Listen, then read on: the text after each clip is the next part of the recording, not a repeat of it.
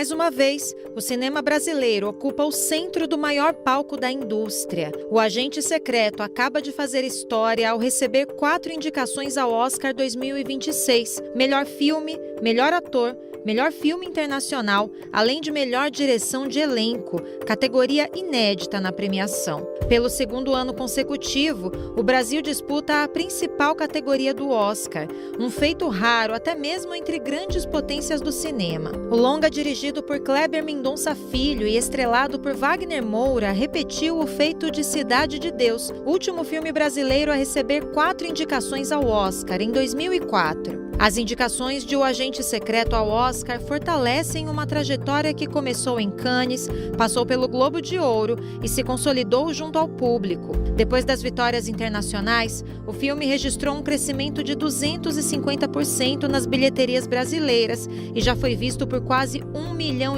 de pessoas, se firmando como um dos maiores sucessos recentes do cinema nacional. Esse reconhecimento acontece em meio a um debate decisivo. Num mercado dominado por oligopólios globais, onde a circulação e o financiamento estão cada vez mais concentrados, a trajetória de um filme autoral e brasileiro como O Agente Secreto levanta questões sobre o que tornou essa obra possível. No BDF Entrevista de hoje, vamos refletir sobre o que essas indicações representam para o cinema brasileiro, o que está em disputa quando um filme como O Agente Secreto chega ao Oscar e quais são os desafios para que esse sucesso não seja a exceção, mas sim parte de um horizonte duradouro para o audiovisual brasileiro.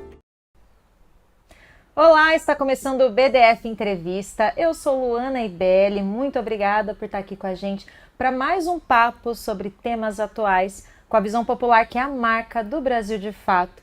Hoje a gente fala sobre o Agente Secreto, o Oscar e o que tudo isso representa, né, no atual momento do nosso audiovisual. Para isso está aqui comigo no estúdio Minon Pinho, produtora de cinema e artes, também diretora da APAS, Associação Paulista de Cineastas. Seja bem-vinda, Minon, muito obrigada. Muito obrigada, uma honra estar aqui para falar com você, Luana. E desses temas que interessam a tanta gente, né? Essa paixão que tomou o cinema brasileiro, né? Virou a Copa do Mundo. E que momento estamos aqui, uma honra falar. Pois é, isso eu ouvi dizer, né, na internet, as pessoas estão muito empolgadas, dizendo que a gente devia tirar as crianças das escolinhas de futebol e investir em escola de teatro, de cinema, para a gente ter cada vez mais filmes e viver esses momentos. Você sabe que eu insisto bastante nessa coisa, que o cinema ele tem muitas características parecidas com o futebol, porque eu acho que a gente tem que ter olhar de... tem que ter olheiros do cinema. Qual a importância dos olheiros do cinema? Porque o Neymar não nasce de chocadeira, entende? Alguém está ali olhando quem são os talentos nascentes em vários lugares do Brasil e descobrindo quem é que tem potencial de fazer grandes feitos dentro do que se pensa de cinema comercial, de projeção, que tem muitas outras expressões audiovisuais, né? Mas aí, isso não é à toa.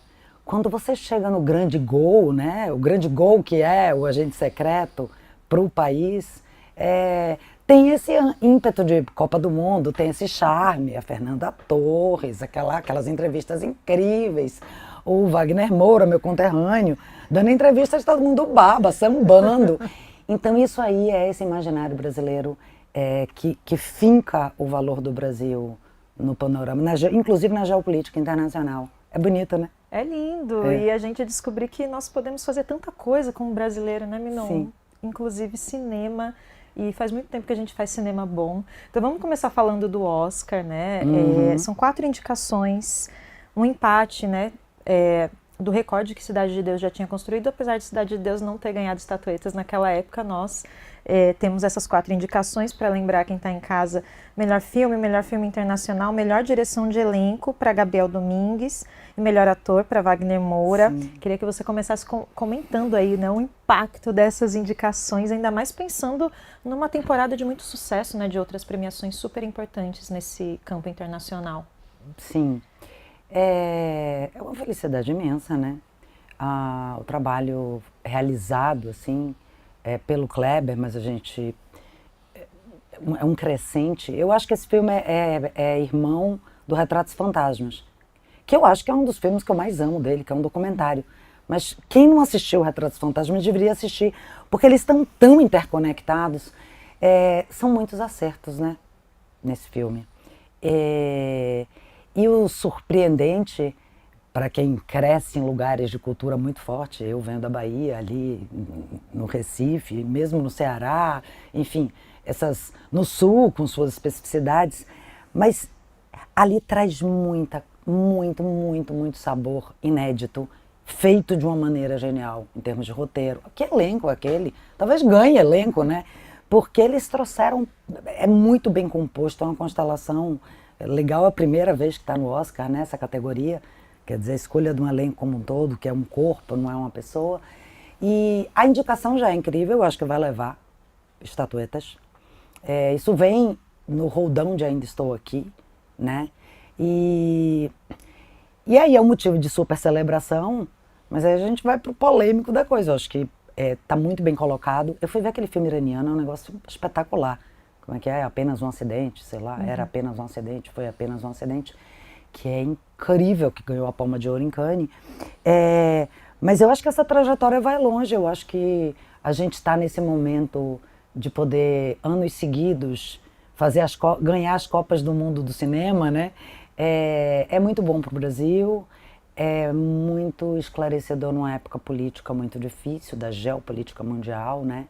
A gente entrar com os afetos, que eu acho que é o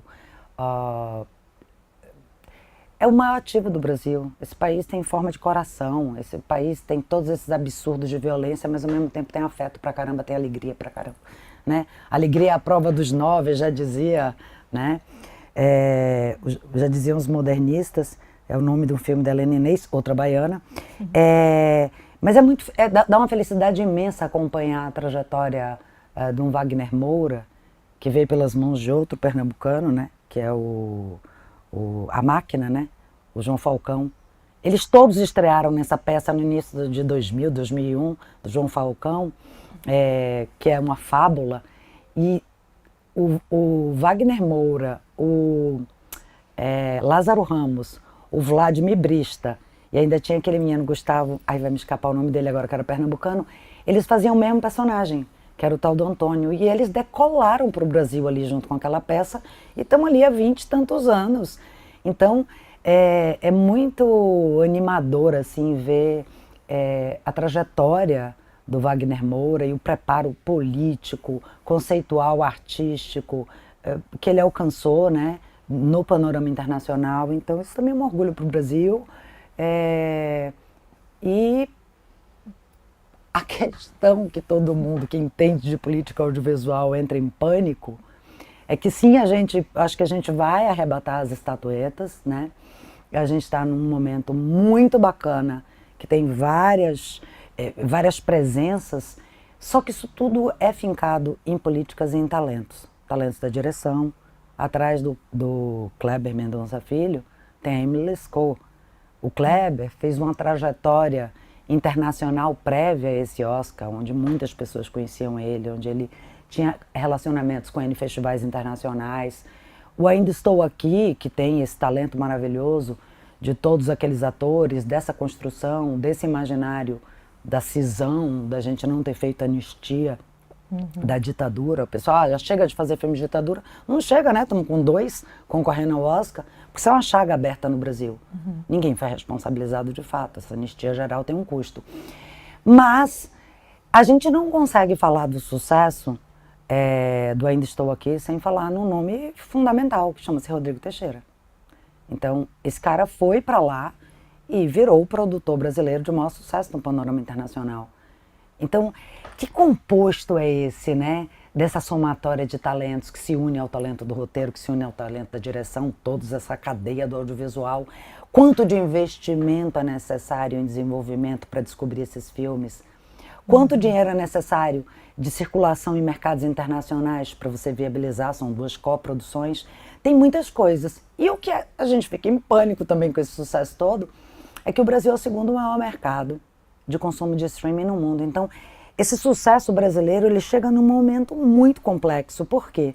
Porque a gente está em vias, o Brasil compra tudo, né? eles decolam essas premiações internacionais porque nós somos heavy users de tecnologia. É impressionante, né? O brasileiro na internet também dá muito engajamento pro canal do Oscar, pro Instagram. Nossa, Globo de Ouro! Faltou! Bonecão de Olinda da Fernanda Torres, a gente aguarda nesse carnaval também. Muitos bonecões de Olinda de Kleber, de Wagner. Então, entra pelo carnaval, o pessoal agita o mundo inteiro pelas redes sociais. E aqui virou o maior mercado, porque a gente compra tudo mesmo. O brasileiro é muito aberto. Só que isso chegou, que bom que tem, né? A gente não tem uma cadeia de cinema que atenda o Brasil inteiro. São 3.000 e poucas salas, vai crescendo devagar. Falta política para ampliação de salas. No momento que as próprias salas de cinema no mundo inteiro estão em crise, porque o cinema está em crise por conta do advento dos streamings. Então, quem entende de política audiovisual, tudo bem, vamos festejar, eu também vou pro carnaval, eu também vou ficar louca, como fiquei na hora que ganhou o Globo de Ouro. Mas no final das contas, a gente está vivendo um momento que o mundo inteiro está precisando regular para proteger os mercados locais. França regulou a 25%, a Europa exige 30% de catálogo, porque senão, com o advento dos streamings, todos eles, e agora com a bem provável efetivação da compra da Warner Bros. Pela Netflix, a gente está vivendo um momento de oligopólio com um momento geopolítico dessas empresas transnacionais que são muito estadunidenses, né, porque nós também somos americanos. E aí você entra em pânico, porque a gente está na boca de uma regulação muito ruim para o cinema brasileiro. Isso pode ser uma devastação, um erro histórico profundo. Então, a gente vive essa divisão entre a festa e o desespero.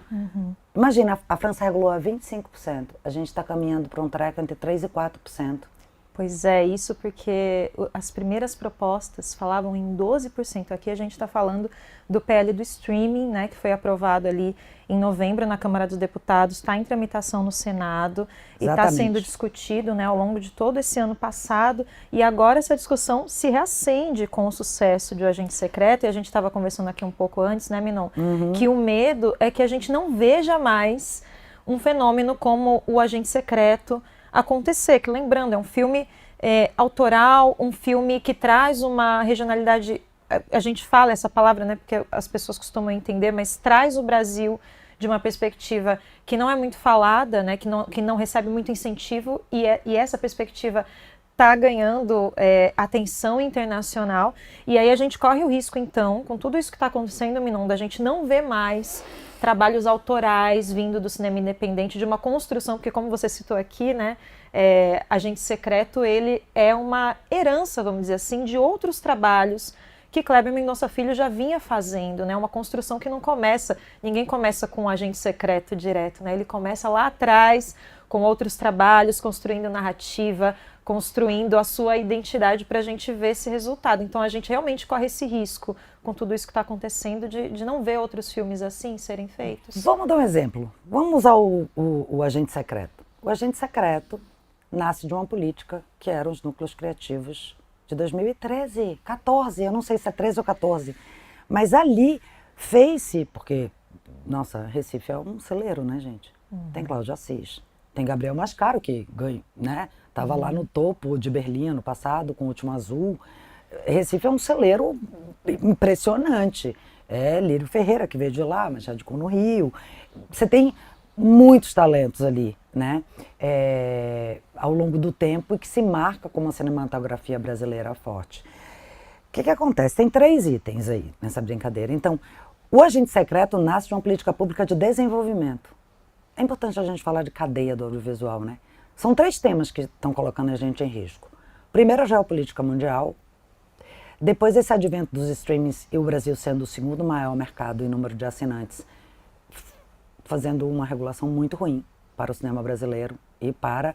Isso é dinheiro do Brasil, gente. Isso gera emprego pra caramba.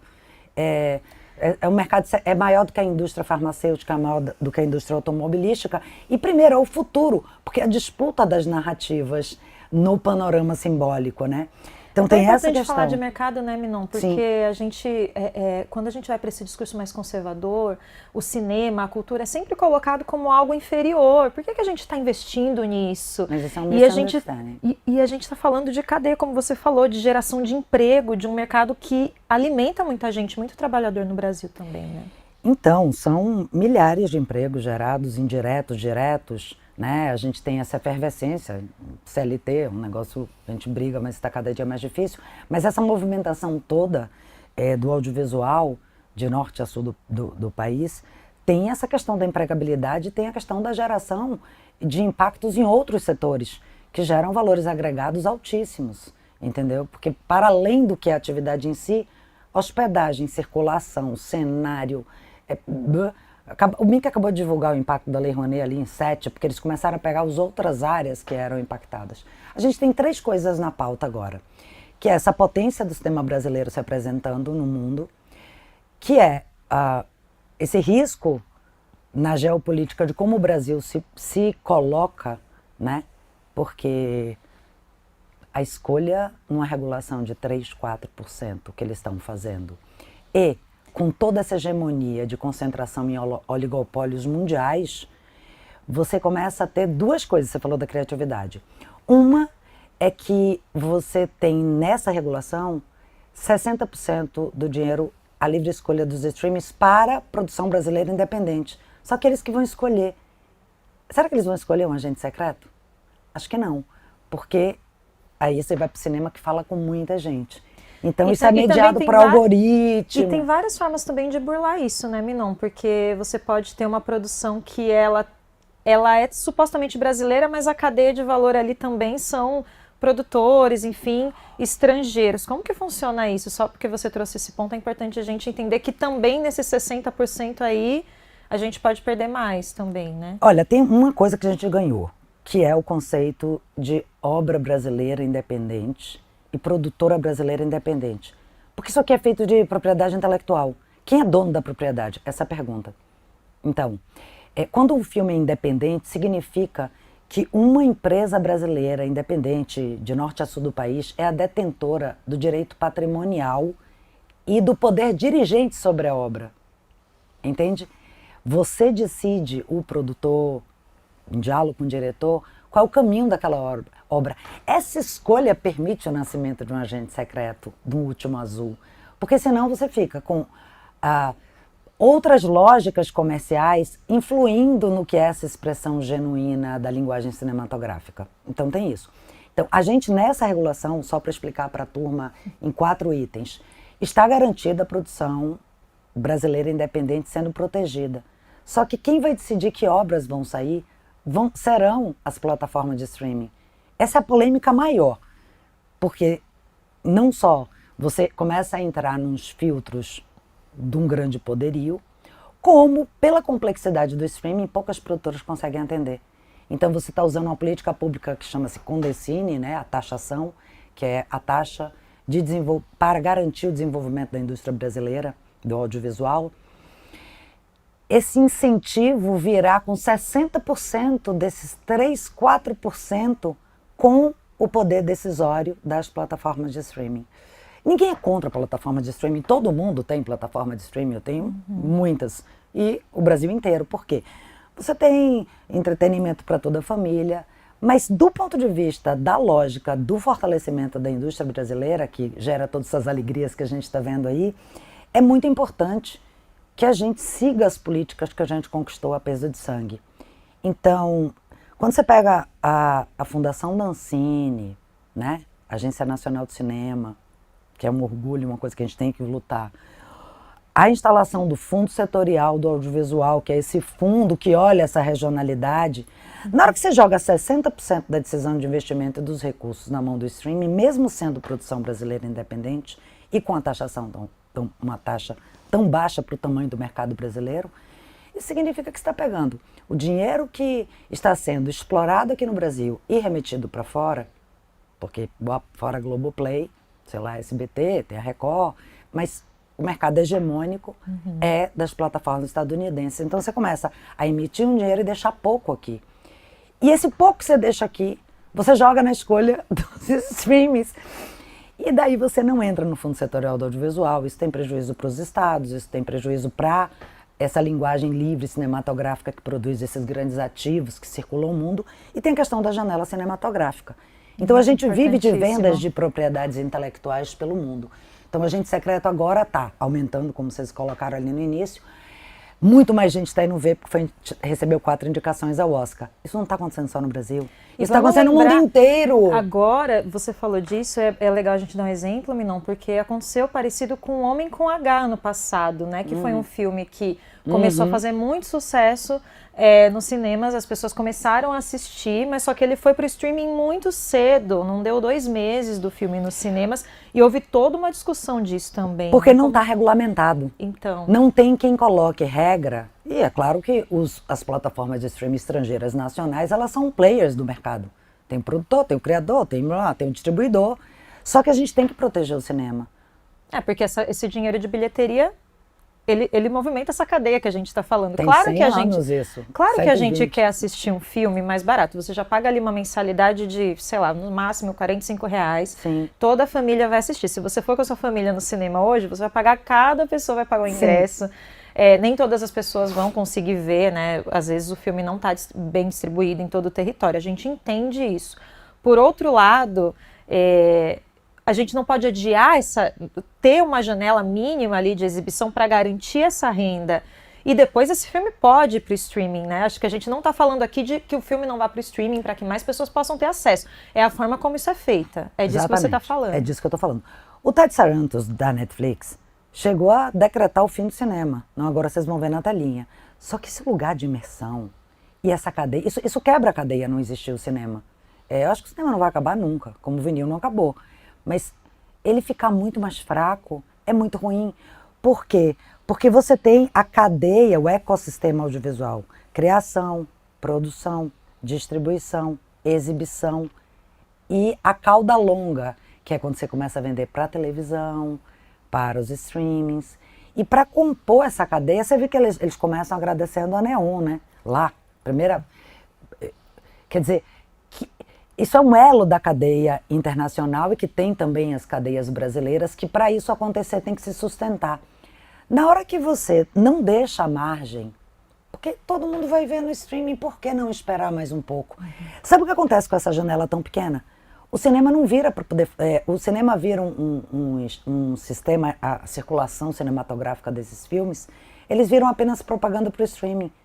Por quê? Porque você deixa ali 3 semanas, como é o caso do Homem com H, do Esmi, uma campanha incrível feita pela Paris Filmes, num filme completamente sólido e comercial. Tem muitas qualidades. O Esmi é um gênio, né? Nossa, eu sou muito fã. Eles conseguiram montar a cadeia ideal do audiovisual. Você dialoga com públicos diversos, porque tem um diálogo ali com LGBTQIA+, mas fala com o público em geral. É um filme encantador sobre um grande ativo da música, uma biopic maravilhosa. E ali você é barrado por um contrato, feito hegemonicamente, onde aquilo poderia ficar em cartaz muito mais tempo. Aí vale o distribuidor, o bilheteiro, a pipoca. Tudo isso é circulação financeira, né? O produtor que ganha no percentual, o distribuidor que ganha no percentual. Isso é a mecânica da indústria cinematográfica instalada que sustentou isso até aqui.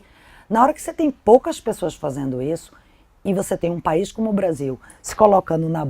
Isso aí eu estou falando de Ministério à Condução, do governo Lula como um todo, das lideranças no Congresso, do MINC, de uma parte do setor audiovisual.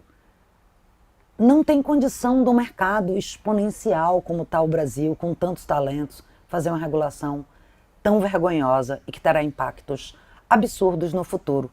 Agora, o streaming vai brigar pelas menores taxas. A meta, isso aí é seguro. E tudo bem, isso é mercado, é competição, é tudo mais. Eu quero saber como é que o Brasil, o governo Lula, os senadores, o negócio chegou de tal forma que não dá nem para melhorar mais, né? No Senado Federal. Está nas mãos do senador Eduardo Gomes, que no Senado hoje não há mais o que ser feito. Você vai do péssimo vai do ruim para o péssimo, entende? Porque todas as mecânicas, imagina 10% de conteúdo brasileiro. A Globo com 10% em 6 anos, né, Minon? Isso é importante também, que não é imediato. A gente ainda é 10% do conteúdo brasileiro. Vale a pena destrinchar isso, porque essa proposta, ela tem essa questão. É 10% de conteúdo brasileiro que as plataformas de streaming têm que garantir, mas tem vários poréns. Para implantar isso em até 6 anos, né? A gente conseguiu cair um pouco, porque era 10 a proposta, foi para 6. mais as plataformas que tiverem aí mais de 700 filmes, parece, no catálogo, isso pode ser menos, podem ser isentas dessa taxa, ou seja, a gente vai perdendo cada vez mais, né? Não há garantias. Entendamos que a França, desde a globalização, essa loucura que eu não sei se foi boa, se foi ruim, ela já se preocupava em manter os ativos franceses. É o champanhe, é o queijo, é o cinema, Aqui no Brasil, não, a gente está disposto a entregar tudo. É uma loucura. Porque, no final das contas, você tem uma geração que não vai se ver na tela. A França e a Europa garantiu 30% de cota de catálogo. 25%, entende? Eles são ligados nisso, porque eles se respeitam. A gente tem que sair dessa síndrome de vira-lata. É uma loucura. E quem é que faz isso? O campo do pensamento do MDIC, é o Ministério do Alckmin, que é desenvolvimento da indústria. Cadê essa indústria brasileira? Que importância tem no panorama? É uma escolha. Ah, não, meu negócio é aço, petróleo e agro. Será que num panorama de 100 anos para frente, 50 anos para frente, são esses os ativos no mundo craquelado pela crise climática? É isso que o Brasil quer ser? Qual é o maior patrimônio do Brasil? A cultura. Quando você chega fora aqui, ninguém fala em carro. Fala em quê? Fala em samba, fala em Kleber Mendonça e no Wagner Moura, fala em Agente Secreto, fala no... Você vai ouvir bossa nova, samba, carnaval. E isso é tão importante, Minon, que os Estados Unidos sempre entenderam isso muito bem, né? O soft power não é à toa que eles são esse império até hoje e vendem a sua cultura, vendem o sonho americano para todo mundo, muito por meio da cultura, do cinema, da música. Então, a gente não está falando de uma discussão menor, né? A gente está falando de cultura, que é algo importantíssimo para essa geopolítica, para a gente se posicionar mundialmente, né? Não só para essa coisa do que a gente chama de soberania, porque a soberania ela é econômica, porque você está cedendo seus ativos barato, então você não assume a soberania. Tem a soberania decisória, que também se abre mão, né? Tem a soberania simbólica e criativa, e a gente está abrindo mão. Então, seremos no audiovisual um país pouco soberano, entende? E uma escolha dessa num governo Lula 3 é um pouco desesperador. Aí, o que o Randolph, a Paula Lavigne, essa polêmica toda, diz? Ah, não, o Congresso é muito difícil, mas o Congresso era difícil também para devastação ambiental. O Congresso também é muito difícil para muitas coisas, então a importância que você dá à pauta. E a gente, a Via Paz, a Abrada, enfim, tem um conjunto de associações que estão lutando firmemente por isso. Ninguém quer ver aí o próximo filme da Laís Bodansky, que é o da Ana Mulaerte, ou do Kleber, né? Todo mundo quer ver, né? Qual é o próximo filme? Então, a gente olha assim e dá um pouco de desespero, e a gente vai continuar martelando. Porque as leis, quando consolidadas, né, aqui no Brasil, na frente a gente ajeita. Não tem frente ajeita. A lei da TV paga, que representou todo o regionalismo que estava ali na tua pauta, ela foi feita concentrada em aumentar a licença desses produtos, crescendo no regional, já com cotas que o Centro-Oeste, Norte e Nordeste já pegava, o Sul, Minas e Espírito Santo, que é o FAMES. Então, essa lei foi feita e gerou um desenvolvimento, e os conteúdos que passaram a ocupar as TVs estrangeiras, que essa era a cota de 3 horas em horário nobre, né, que é a Lei 2485, isso construiu esse audiovisual em uma série de estados. Eu não gosto do conceito fora do eixo, e eu entendo São Paulo e Rio também como audiovisual regional, isso aqui é uma região. Então começa a gerar um monte de conceitos invertidos, entende? As novelas da Globo são um conteúdo regional do Rio de Janeiro, porque você só mostra o Rio de Janeiro, em 90% porque a Globo se instalou no Rio. Enfim, isso aí são desafios.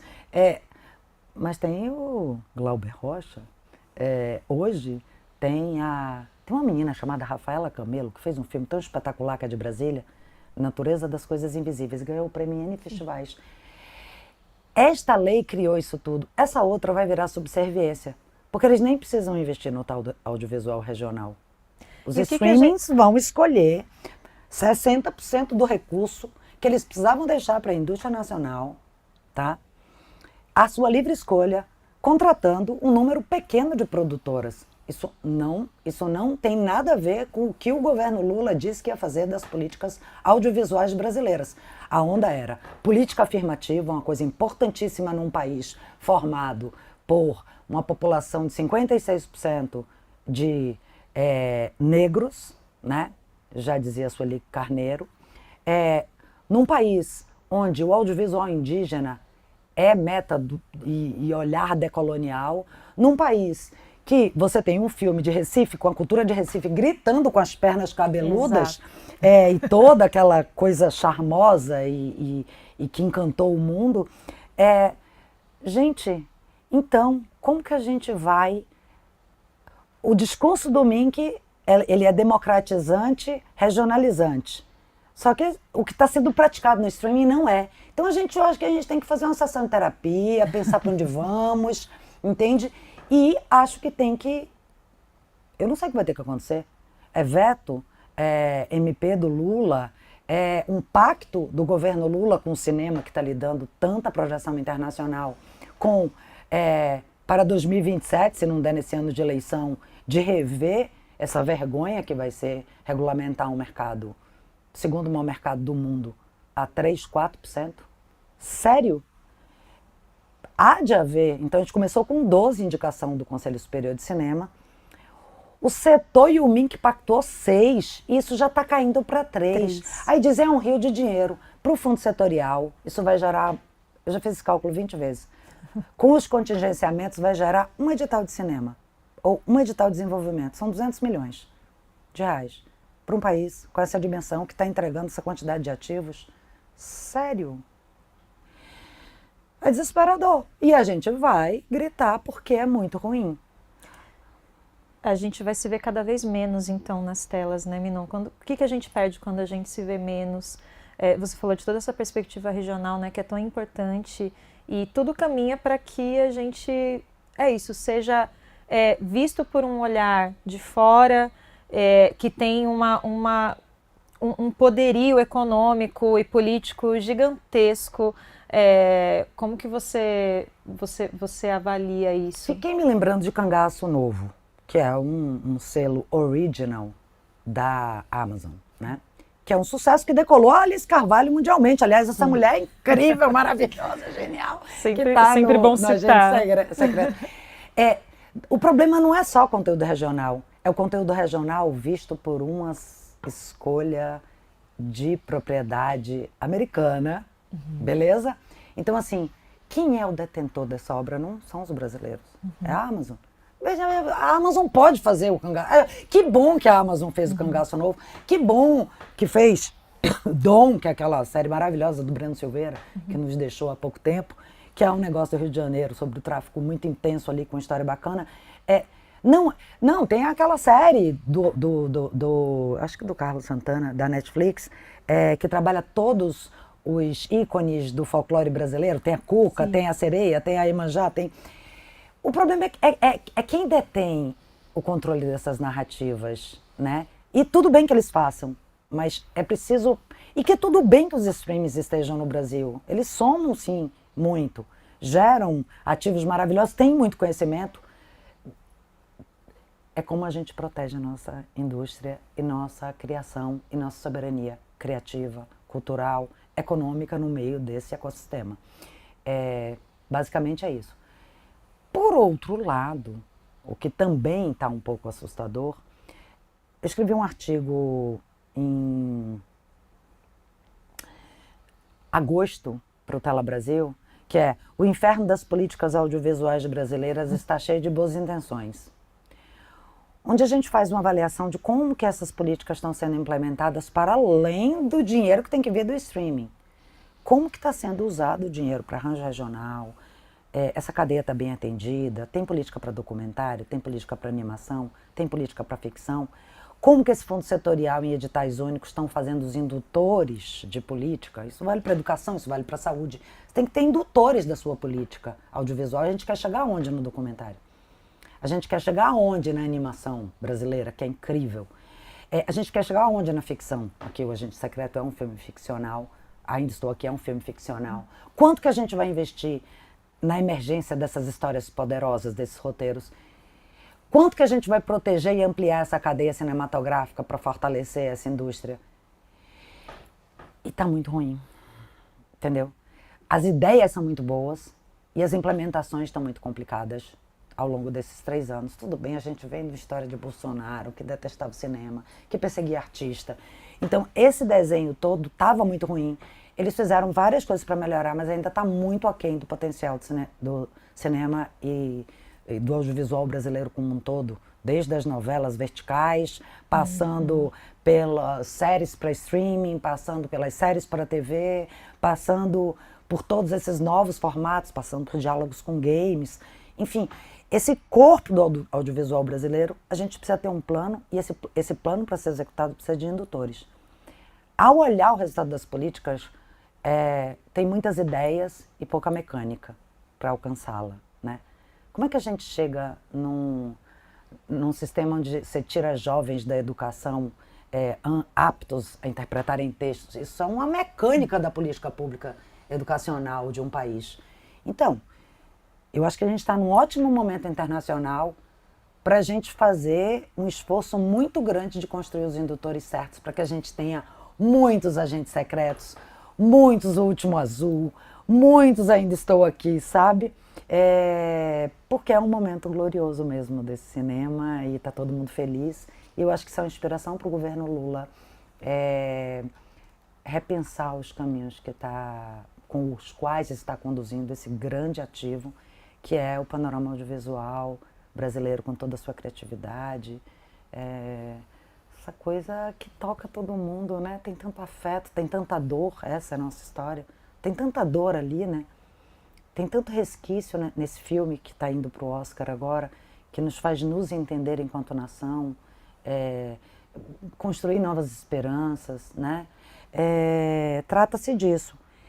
Eu queria tocar naquele assunto que você falou regional, mas vou deixar você conduzir aí do que é regional. Não, acho que é uma boa discussão para a gente fechar, né?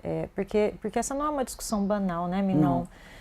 A gente teve algumas críticas ao Agente Secreto sobre a incapacidade de entender algumas referências e como isso prejudicava a experiência geral do filme. E agora a gente vê esse filme ganhando plateias internacionais, né? Se para uma pessoa que está em São Paulo é difícil entender o que é uma perna cabeluda, o que você vê a Ursa depois de dizer que não tem dinheiro logo em seguida, imagina para um gringo, né? E nada disso foi impeditivo para a gente entender a força dessa obra. Então, queria te ouvir também sobre isso. Tinha uma pergunta lá que você me mandou que como é que esse conceito de regional antes chamava fora do eixo? Quer dizer, alguém tem eixo e alguém está fora do eixo? E o eixo sendo... O eixo agora é Pernambuco, exato. Entendeu? É Recife. Então, assim, que eixo é esse? Então, o pessoal questionava isso do audiovisual regional, dito regional, né? Eu acho que tem coisas muito importantes para a gente pensar sobre isso. O primeiro é um traço histórico, né? Aqui, por mais que o Glauber Rocha, baiano, tenha colocado, talvez, ali com a maior potência, pela primeira vez, o cinema brasileiro no imaginário internacional, a gente tem que dizer isso, o Glauber era uma explosão, né? Era uma loucura, meu conterrâneo, um negócio louco e incrível e inventivo, e ali já com registros muito claros de brasilidade e de experimentação, que era da época, contracultural. Estou concluindo um filme agora que fala sobre isso, que minha irmã, que faleceu, deixou inacabado. O Glauber é um marco do que é a percepção do cinema brasileiro no mundo, beleza? É um baiano, que depois migra para o Rio, enfim. O que significa efetivamente? Mas aquilo ali, o Glauber é fruto de um conjunto de políticas de um cara chamado Edgar Santos, tá entendendo? Que levou os grandes pensadores para a Universidade Federal da Bahia, em 50, 60. Então tem até um filme, A Vanguarda na Bahia. Eles trouxeram e misturaram aquela coisa baiana negra, maravilhosa, cultural, com grandes pensamentos europeus. Esse borogodó aí fez isso aí. João Gilberto, Tom Zé, Glauber Rocha, Helena Inês, vai embora aí. É uma miríade na época da contracultura, ali na década de 60, 70, que fez brotar isso aqui. Só que, historicamente, os estúdios estavam instalados no Rio de Janeiro e em São Paulo, que é onde até hoje está estruturada uma cadeia de infraestrutura. Aí veio a Rede Globo, e aí construiu. A gente tem que ficar orgulhoso da Rede Globo. Se não fosse a Rede Globo, a gente só teria os streamings gringos. A gente tem que louvar o Globoplay. Uma coisa é a briga pela melhor regulação do streaming. É a nossa melhor aposta, que está fazendo conteúdos espetaculares, tá entendendo? Muito bons, e sempre fez, exportou para o mundo. Só que isso historicamente estava afincado aqui. Porque antes o audiovisual era muito mais pesado. Hoje em dia é possível fazer cinema de formas muito mais baratas, por conta da digitalização, do barateamento de equipamentos, etc, etc, etc. Essa demanda e esse clamor que vem surgindo e que foi acelerado pela Lei 12485 do regional, eu não gosto desse pensamento. Eu acho que a gente precisa voltar para o pensamento das escalas do audiovisual. Então, uma coisa é audiovisual de base, como é que a gente vai levar esses filmes para o maior número de cidades, tendo o cinema como um grande instrumento educativo e de valorização da cultura, blá, blá, e inclusive de formação das novas gerações em seu pensamento. Outra coisa é a experimentação do cinema como entendimento de linguagem. Então, a gente tem a malha social do diálogo cinematográfico, é uma coisa. Aí você tem a segundo estágio, que aí você tem aí toda essa efervescência que você precisa descobrir onde estão os talentos, tem que ter infraestrutura e tem que ter um pensamento dialogando com o local. Não é de Brasília que você faz isso. Você faz isso das universidades do Recôncavo Baiano, na Bahia. Você faz isso da Universidade Sudoeste Baiano, estou falando como baiano, estou dando esse exemplo a Bahia, só para a gente entender. É a Universidade Sudoeste Baiano que faz nascer um polo em Vitória da Conquista. E esse polo se sustenta por um entendimento. Então, fazer cinema, como diz Ana Mulaerte, é a coisa mais difícil de fazer no mundo. Ela diz que é por isso que ela faz. Porque é a coisa mais e é mesmo difícil acertar. Erra-se, erra-se, erra-se.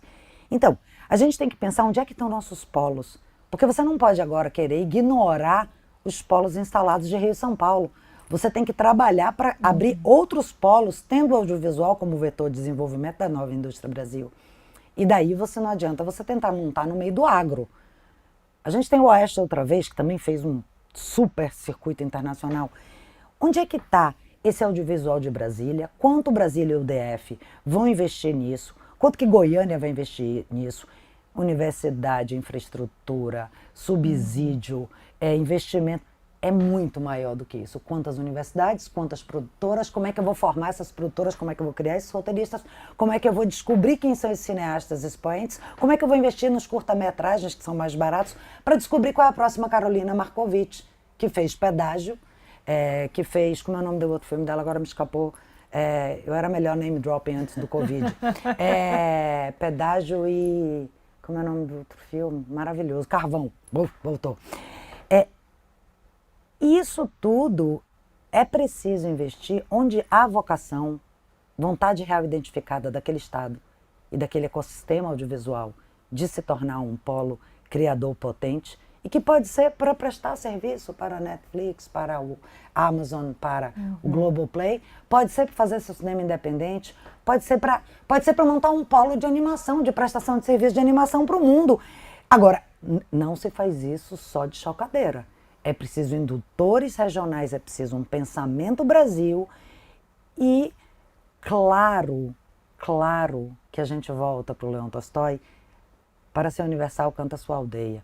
Porque a opressão do agente secreto, da ditadura, a alegria do agente secreto naquelas coisas, milhares de coisas engraçadas e que vão no roldão do filme, aquela homenagem aos cinemas de Recife, isso, os cinemas de rua de Vladivostok devem estar sendo devastados. Então ele está contando a mesma história de Timbuktu.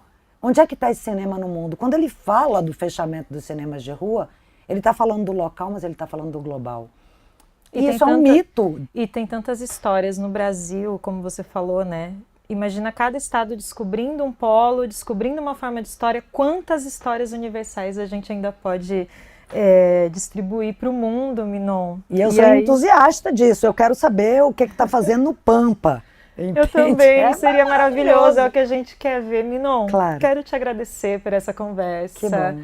Acho que a gente passou por muitos pontos muito importantes e que esse sucesso de Agente Secreto, como a gente falou lá no começo do programa, no nosso vídeo, ele realmente não seja uma coisa isolada, uma exceção, né? A gente não caminha para isso, infelizmente, mas a gente discute para que isso seja uma realidade. Então, muito obrigada por trazer toda essa visão. Imagina, eu espero recebê-lo em outros momentos também. Pode me chamar, estamos aí. Que o Agente Secreto represente o despertar do governo, do Senado, dos locais, para a gente realmente entender a potência dessa expressão audiovisual para levar tudo que o Brasil tem de melhor, para gerar riqueza, para gerar imaginário e que a gente possa respeitar nossa soberania cultural e econômica nesse momento de virada no mundo. É isso. Tá bom? Que bom. E assim a gente encerra o nosso BDF Entrevista de hoje. Muito obrigada pela companhia e até a próxima. Tchau!